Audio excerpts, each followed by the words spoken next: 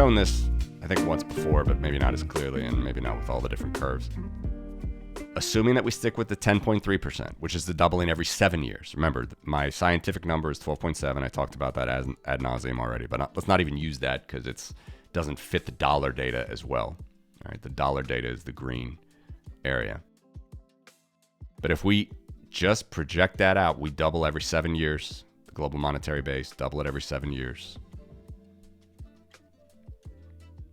They will meet.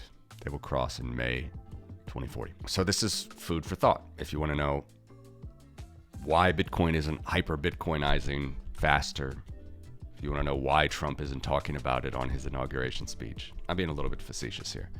But again, think about how crazy that is. People were a little bit disappointed that there weren't any executive orders on Bitcoin or strategic reserve on Bitcoin during his first 24 hours. The fact that we're even thinking about that the United States president could say something like that within 15 years of its creation, absolutely remarkable. Bitcoin went from nothing to 10 years later. Remember, it started in 2009, January. 10 years later to get into like $100 billion market cap, somewhere around 2019. Took 10 years to get to 100 billion. Now let's see how long on the curve it takes to get to trillions. We're in 2019. It took 4 years. All right, so that's the power growth of Bitcoin. That is just what it's doing. And then now from 2023, all right, this is already post-Saylor. And regardless of what Saylor says, good ambassador, Bitcoin's still growing at that same power curve. Let's take this out to 10 trillion. 6 years.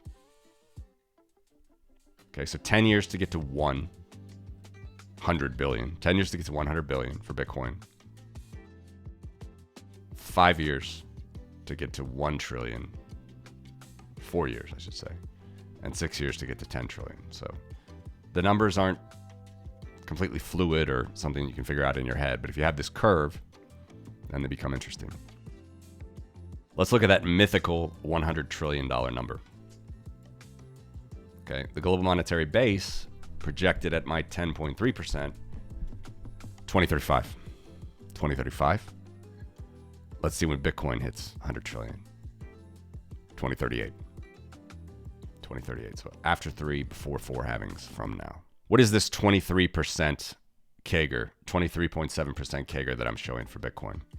That is a calculation that is very rough and will not hold at any given time. It's just to show you.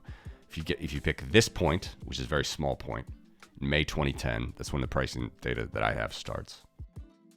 This point, you go out to this point at the end of the chart, which is 2 million trillion in market cap by 2150 December, 2.5 million trillion.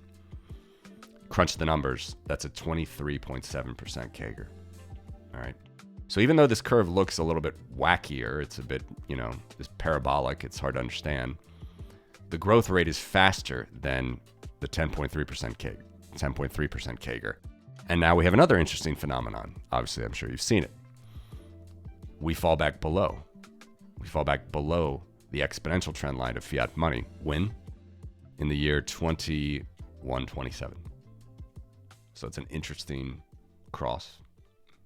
It's just what the numbers tell us. That's all I can tell you. I have no other insight than that. It's just what the numbers tell us.